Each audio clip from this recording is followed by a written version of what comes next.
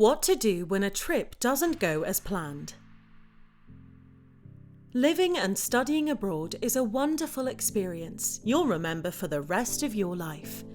Of course, as with any experience worth having, sometimes things go differently than you'd planned. While these moments may be annoying, in the end, everything that happens on the road becomes a part of your story. And that, intrepid traveller, is the point of going overseas in the first place. Here are a few travel hiccups and our top tips for dealing with them. 1. The airline mislaid your baggage. First things first, make your way to the baggage claim counter.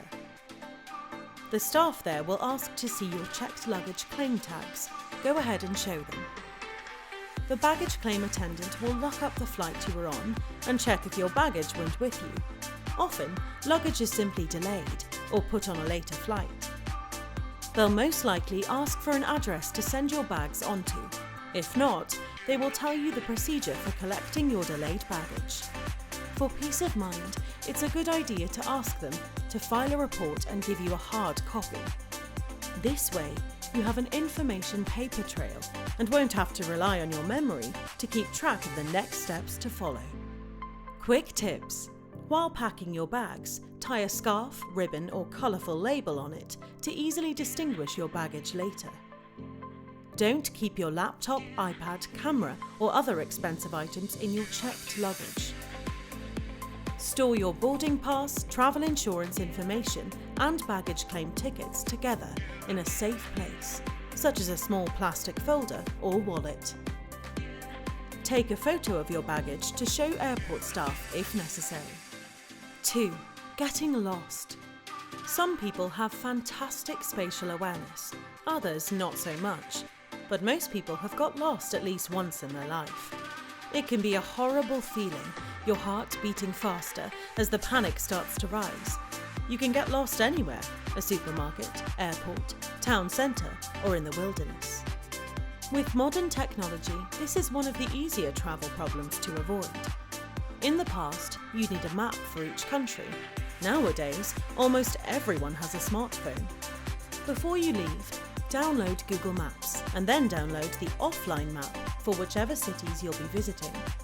The offline maps are tiny, normally between 20 to 50 megabytes. With the offline map on your phone, you can browse even without an internet connection.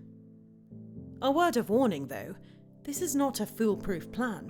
If your battery dies, the plan comes crashing down. A pen and paper may be ancient technology, but they don't require batteries. Write down your destinations just in case. The most important thing is to not panic. If you can, take a seat and take some slow breaths. Strangers are generally nice and helpful, so if it's safe to do so, ask for directions. If you don't speak the language, you can show them the written address. 3. Loneliness. Loneliness is not one of the travel problems which affects everyone, but when it strikes, it can be the worst problem imaginable. There's no single trigger. It doesn't just affect people who suffer from depression or emotional people. No matter how strong or independent you are, loneliness can set in and ruin your trip. It's important to be aware of your feelings. A sudden change in circumstances can really change your attitude to travelling. If things start going wrong and you don't address them, then they can spiral out of control.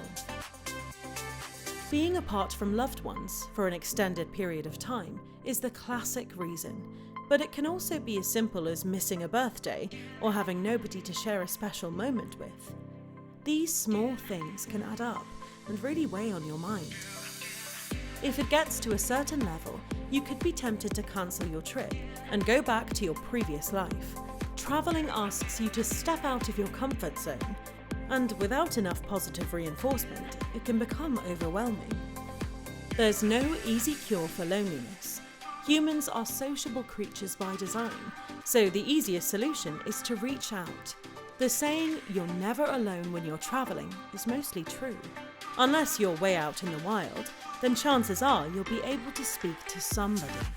4. You feel nervous when speaking. Nerves are normal and even an expected part about learning a language overseas. So if they come, relax. Know you'll soon become used to your surroundings, make friends, and feel more comfortable speaking your new language. Everyone who has ever learned another language has experienced a moment when they felt unsure about their abilities and whether or not they would ever just get it. The good news is that if you approach your learning calmly, with curiosity, a willingness to work hard, and a good dose of humour, you'll be more than fine. Remember that feeling nervous is totally normal, and speaking will become easier with time. The adage practice makes perfect could never be more true. Say yes to opportunities to meet new people. Group activities are great, as you can choose to talk one-to-one or with several people, depending on your mood. Remember that hiking, 10-pin bowling, strolling through the city, swimming, visiting an art gallery, going to a concert, or any other social activity where your mind and body are both occupied are excellent ways to meet people and relax into speaking. Something magical happens when your hands are occupied, or you're exercising, that helps switch off the critical voice in your mind. Treat yourself as you would treat a good friend. You would never laugh at a friend's efforts to learn a new language, so why be so hard on yourself? 5. You're lost in your new city. Excellent! Getting lost is one of the most important parts of your trip. No, seriously, we mean it. Being abroad will give you endless opportunities to grow and get out of your comfort zone, and this one is no different. Download the apps your city's public transport department has and use them to understand the public transport routes you'll be using. Carry a public transportation map in your bag. On it, mark your preferred route home and to school. Plus, note down alternative buses and train lines that will get you to where you need to be. If lost, head to a coffee shop, bookstore, convenience store, tourist centre, or similar landmark. Ask for help there and show them your map to illustrate where you need to be. Don't be nervous about asking people to repeat themselves. Remember, people love helping others navigate their city. Think of these moments as language learning bonuses for extra points. You'll be practicing speaking in real time with locals. Nothing is better to improve fluency and boost your confidence. If you have time and feel comfortable, hang out. This could be a great little corner of your new city. You might find your new favourite coffee shop, plaza, gallery, park, or store around the corner. There's no reason to suspect these things will happen to you. But if they do, or a friend experiences a similar situation, these tips will help you feel relaxed and ready to react.